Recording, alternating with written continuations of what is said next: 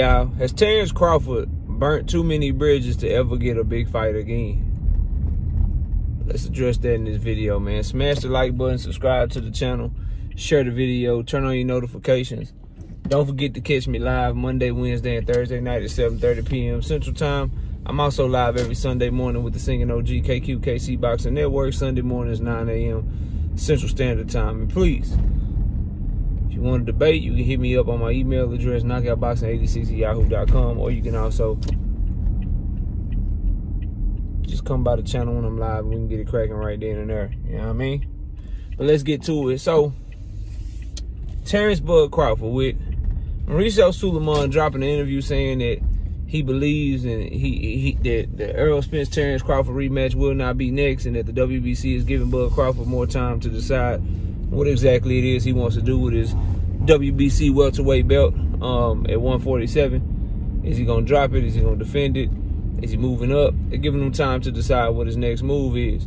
And then you got an interview with Mill City Boxing that he did with Terence Crawford's spit bucket guy, Bernie the Boxer, where he said that Bob Arum don't want to deal with Bud Crawford no more. But you got to take what he say with a grain of salt, because at the end of the day, bro, this same dude has been wrong at every turn when it comes to Bud Crawford. You know what I mean? So he don't really know shit what's going on.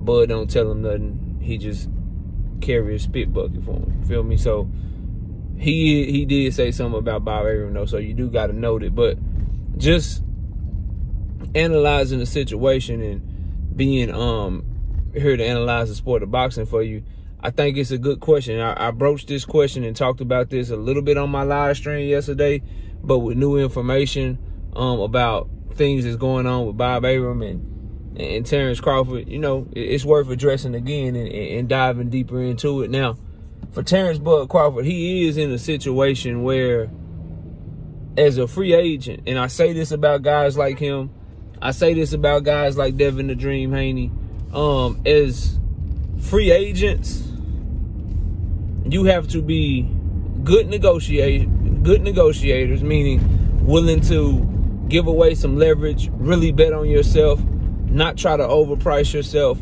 or you have to be able to sell really well. You have to, promoters in boxing need to think that they can make money off of your event. They want to know that the investment is going to get a return. And the tricky situation for guys like Terence Crawford is that you don't necessarily know that, because his reputation is he negotiates very tough. He'll pull out of negotiations like he did with Errol Spence the first time they negotiated in 2022. He will throw you under the bus. Whether you think he's right or wrong, he'll throw you under the bus like he did with Bob Arum by suing him when he left Top Rank. And by all accounts, his longtime promoter Bob Arum says that he lost money promoting Terence Crawford. He didn't make any profit off of him. So he has those things following him, which puts him in a situation to where you have to ask, if he's not fighting Errol Spence in the contractually obligated rematch, does PBC want to deal with him again? Do they want to make a fight with him after the negotiations and what happened in 2022 when he blindsided Errol Spence and Al Heyman in the PBC by fighting David Avenesian? Do they want to negotiate with him again? You have to ask yourself those questions. Will Top Rank, Bob Arum, will they negotiate with Terence Crawford again for a fight with a Teofimo Lopez? But I think it's far-fetched. Or for, you know, a 2-fight or 3-fight deal to get him back over there on ESPN. Would they want to do business with Terence Crawford again after losing money on him, according to the president and you know, lead guy over there at Top Rank, Bob Arum, after losing money on him, and he sued him? And he sued him on top of all of that. So you can't help but wonder what's next for Terence Crawford, because the options are looking very limited. Can he realistically get a shot at Canelo Alvarez? Yeah, if Canelo pushes for it. Nobody in the PBC offices is going to be pushing for him to get that opportunity. Can he get a fight with Tim Tszyu? Yeah, if he's the one that pushes for it, if he does what I said earlier in this video, is willing to take a deal less favorable to him, because Tim Tszyu is PBC's guy. So is he willing to take a B-side deal against Tim Tszyu? I don't think he would be. Is he willing to take a 50-50 split with Tim Tszyu in something that Tim Tszyu may or may not deserve, with Terence Crawford being a bigger name here in America? Is he willing to do something like that to get a fight like that? Will he say, you know what, forget y'all, I'm going the mandatory route, I'm going to use my super status, and I'm going to go ahead and I'm going to force Tim Tszyu to fight me by becoming his mandatory, and risk the WBO coming back and saying, yeah, you can be his mandatory. 70-30 going to be the split, though, in Tim Tszyu's favor since he's the champion. Will he do things like that to ensure himself to get the fight? Because at the end of the day, when you negotiate like him, you got to bring something back to the table. It's almost like in sports, coaches are willing to do with a diva player. You can have a little diva in you. You can have a little, you know, arrogance in you, and a coach will put up with more because you so good and they can win with you, and you kind of carry the team, so to speak. Well, in boxing, that analogy would work. People would be willing to deal with Terence Crawford a lot more if he brought a lot more money to the table, in terms of the revenue that he can bring to the table and the money that he can make the promoter that's putting on his event.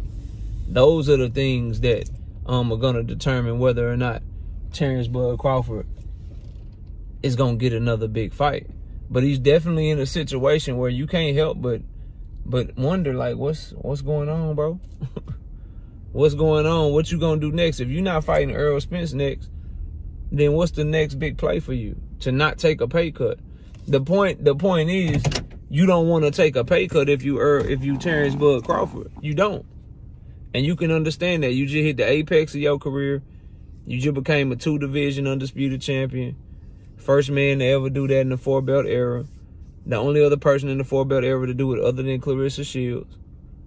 Nobody can take that from you, but will that be the biggest moment of his career in terms of the money that he makes, the stage of the fight, how big the fight is? Or will he be able to find more moments, or will he just have to take lesser fights and take lesser money until he retires? Or will he do the unthinkable and just retire on top? Because, I mean, you in the comment section, you give them to me then. If I'm tripping, somebody give me, if this Errol Spence and Terence Crawford part 2 is off, somebody give me the big fight. Give me the big fight that is looking like someone is in a rush to make.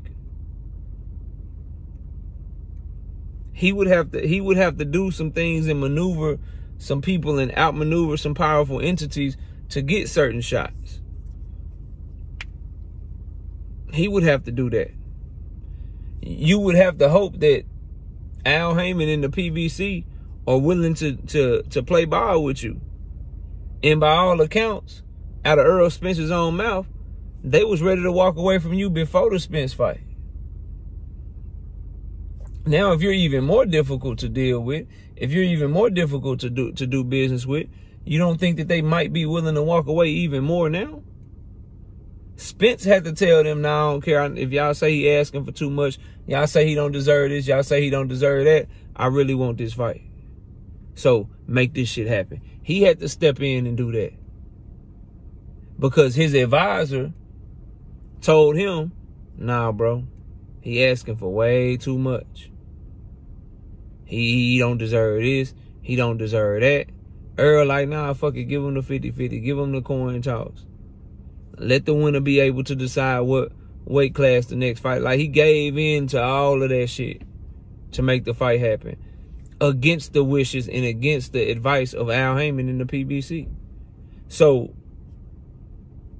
will they step into negotiations again?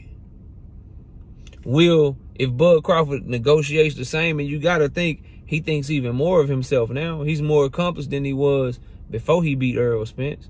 He has a bigger name now than he did before he beat Errol Spence. So you can probably be rest assured that he's going to want even more concessions in a negotiation. Hell, people close to his camp even said that they want Earl to go the fuck away, so we gonna act like we want the shit at 147. So they still negotiating the same. We want the fight at 147, and that's what the contract say, because we really want him to just go away. We ain't even trying to do that shit no more.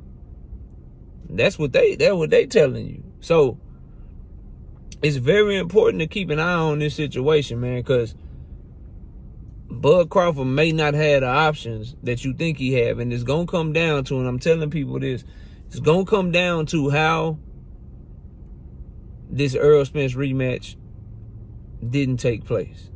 If this Errol Spence rematch is not happening because Earl himself and his team don't feel like they got the money, or they don't, or Earl don't want to go in there with Bud straight away because of how the first fight went, if it didn't happen because of them, then maybe Bud Crawford and the PBC can still do business. However, if the fight's not happening because they were trying to work out the deal and Bud Crawford was adamant about, nah, I need even more money now, or he was adamant about, like, nah, 147 or nothing. The contract say 147, so shit, we fighting at 147 because that's what the contract say. And if he wasn't willing to work with them, and that's why the rematch is not happening, then Bud could be in a tricky situation to where it's like, okay, all the 154-pound fights you want is at the PBC. Are you going over to the Zone to fight somebody from the UK? Are you going to go to Golden Boy, see if they give you Virgil? Which would be unrealistic because they still building Virgil up. I don't know if they taking that risk with Virgil right now. What are you going to do? Or are you going to say, you know what, I don't need y'all. I activate my super status and become mandatory, and now you got to risk the sanctioning body saying, we're going to just give you 70-30, or PBC could be like, well, nah, we got a unification. We're going to make Tim Tszyu and Jermell Charlo instead. Unifications trump mandatories. So you still got to wait. And now you out the ring for a long time. You getting older. And then when you come back and they say you can be the Mando anyway, now what? Now what? You still could get a lesser split. So he's in a tricky situation, man. I want to see how this plays out. I really hope, for the sake of boxing, I'm just keeping it real with y'all. For the sake of boxing, as somebody who doesn't like Bud Crawford, not a fan of his, definitely a Errol Spence fan, I'm not going to lie to y'all, it still would be better for boxing if it was a mutual decision not to go forward with the rematch right now. But if it was because things got nasty in negotiations, then, bruh, Bud could be in a tricky situation. But y'all let me know what y'all think. Comment below, smash a like. I'll see y'all soon. We out of here. Peace out.